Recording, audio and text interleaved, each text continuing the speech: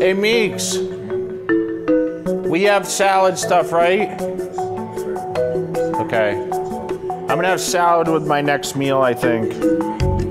The hardest part about me training for a competition and trying to be like the Jay Cutler people know as a bodybuilder, not as like just a fitness guy, as a competitive bodybuilder, is the amount of calories I need to eat, the consumption of food, because it's consistent. And I still can't eat enough. Like I'm in a deficit now on a daily basis trying to eat enough food.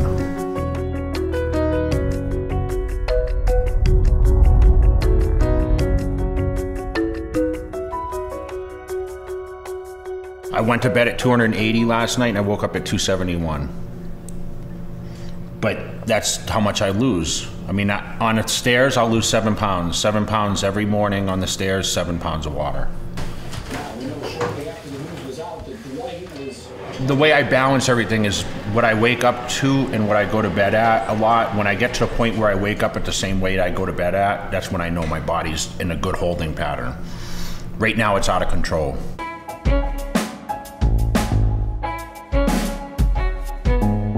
He has a pretty big breakfast, actually. But today and for the last few weeks, he's been drinking his egg whites. So 2 cups of egg whites with 1 scoop of protein. Then he has 3 whole eggs, 3 packets of grits, 2 pieces of Ezekiel toast, and coffee. That will probably end soon, though. No one understands how strict it is being on a mealtime schedule where you can only eat 2.5, 3 hours. The average person should eat at least 5 meals. I think, you know, if you're eating every 3 hours, you have to be able to eat consistently. I can't fall asleep until he eats his meal, because then he'll forget about it, and he'll wake up like, you know, 4 or 5 o'clock in the morning and then eat it, but that's too late. So I gotta stay up and make sure he eats it. And it's not easy waking him up if he falls asleep. Alarm went off, what, 6, 7 times before I got up to eat it. I got up and ate about 3. I'm not scared to break the rules. Because I ate at 12 and then I ate at 3, every 3 hours. Do you want two toast? Yeah, I got that. Do you want the cottage cheese? Yeah, I do. I want to keep it in there. Okay. Get him. You jumping in? Give him a couple months to get in shape. Get him with your doctor. There's a towel out there, right? When I worked construction in my family business, I was forced to eat very quickly. So now I actually take my time and enjoy my food a lot more because I'm not rushed. But I would only eat like 3 major meals a day. I was in the pitfalls of what everyone else did or does, you know, and not eat enough sufficient amount of calories on a continuous basis. So for me, the amount of calories I can eat is just, it's off the textbook. It's hard because you fall like, okay, you have to eat on a diet and you can't eat, you know, everyone cuts processed foods and they eat, you know, no fruit and they can't eat certain things. But with me, if I cut that stuff, I shrink. I can't eat oatmeal and egg whites and fish and, you know, plain potatoes and that kind of stuff. I can't do it. I need to have like a lot of simple stuff in there, like the grits and like sugars after I train and some fruits in there and something fast. If I eat high carbohydrates that are fibrous, like high fiber, it burns. It doesn't do anything for me. It doesn't hit my body hard enough. Ron, what's up? Yeah, and then on both the east and west side, you have, you know, obviously Teriyaki Boy, which has the Jay Cutler bowl. It's famous for that. I'm always a big fan of 9 Steakhouse at the Palms. STK is also great at the Cosmopolitan. I go there quite often. What's the name of that pizza place next to Kaizen? Joe's Pizza? Joe's Pizza. Of course, yeah, that's the best In-N-Out burger. I just came off the In-N-Out burgers last week. No more In-N-Outs for 12 weeks. Most bodybuilders love to eat. They crave, oh, I gotta eat this, gotta eat that. I have 0 cravings. I have 0 anticipation for any meal that I eat. I don't look forward to eat anything. If you ask me what my favorite food is, I don't have a favorite food. I don't like to eat anything. There's nothing specific that I like. I don't like to eat anything. I don't look forward to any meal at all.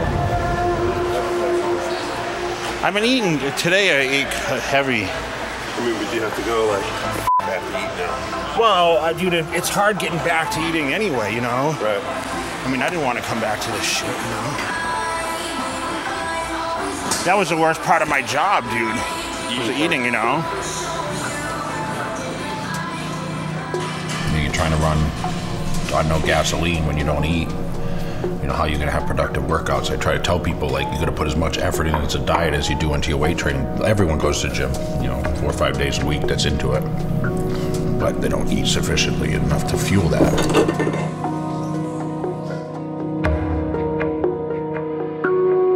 I wish, you know, you could take a pill and be able to just avoid cooking or anything like that.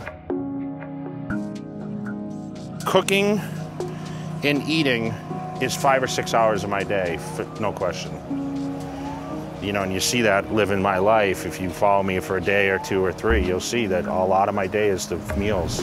Are you on your 16 time a day meal plan? 37. 18 and a quarter. Okay, so 54. We work harder to make his clothes. I got to charge him a little extra. Number one, you got to focus on your food. That's no question. So, you know, you have to make sure you're getting, you know, your protein and, you know, your carbohydrates, your fats, you know, your good fats, whatever. But, I mean, for products alone, I mean, most people are going to buy a protein powder, you know, multivitamin. They might, you know, then they might launch into pre-workouts and, you know, branched chain aminos. And then, of course, number one, fat burner if you're trying to lean out. But, you know, I don't suggest using a fat burner year-round. Pre-workouts and protein, yeah, of course, you know, you can use those year-round. You know, you're talking 3 or 4 products. I mean, it's a necessity. It's something that, I mean, I think it's an advantage. You know, if you want to do things right, you got to have the advantage, right?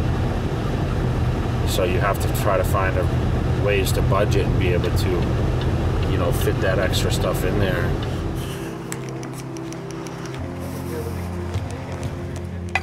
There's nothing better than chicken on the grill. 10 ounces of chicken.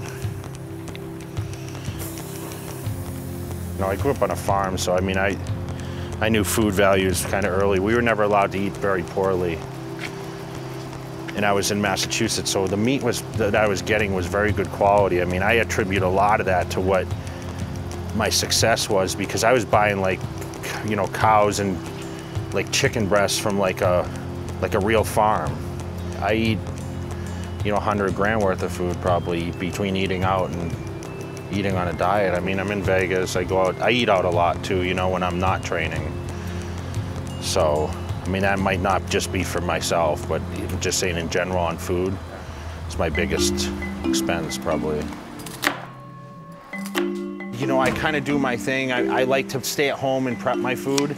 I like to weigh everything. Like, I weigh everything. This is 10 ounces of meat, 12 ounces of potato.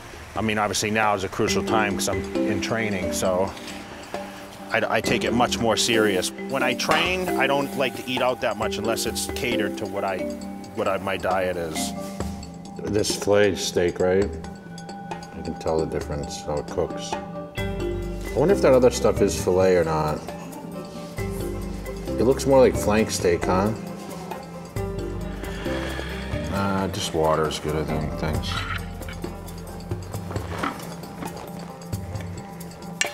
I think I took it to California with me. Yeah, regular fusion.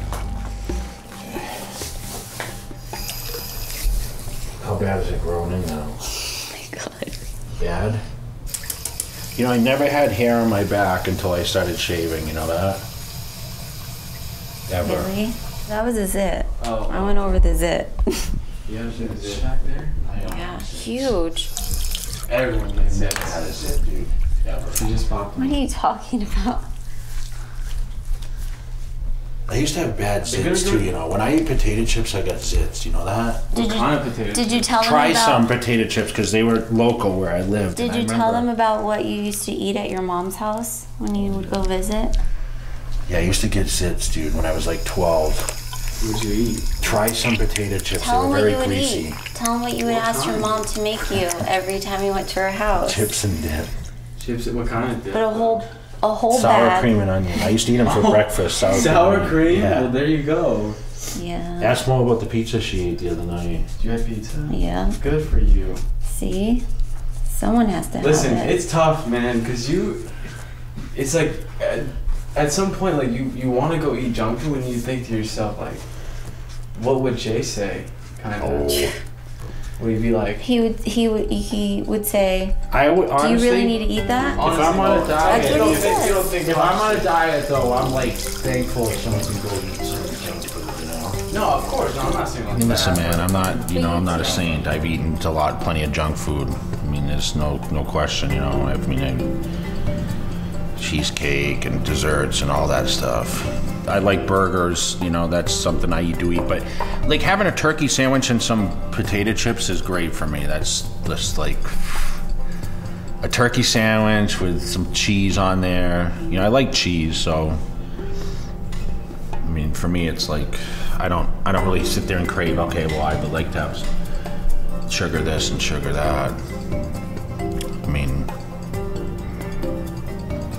I don't get a craving for. I eat Snickers bars once in a while. There was a time when my macros and my nutrition was normal, where I ate on a specific diet day in, day out, and now, I'm just not a control eater where I just eat everything different on a daily basis. So the consistency has to be important as the training. I think I had the best advisors from the day I started, pretty much. From 6 months in, I started working with Chris Aceto, who's a major player in fitness. Trains a lot of top guys, made a lot of guys professionals. Brought me to Olympia, won my first Olympia with him. So I think it's good to hire someone that has some knowledge of some nutrition. Might as well do it right, because the nutrition is almost more important than the weight training is. That's the show. Come on. Let's go, Jay. Come on. Suck it up, suck it up, suck it up, suck it up. Mentally, you have to be, I think, a little crazy. People approach me and they say, Jay, what's the secret? What's the secret? I don't like to eat anything. If you ask me what my favorite food is, I don't have a favorite food. I don't look forward to any meal at all. You're a living legend. That's what's amazing about what I do. And I'll tell you, Jay Cutler's the greatest of all time.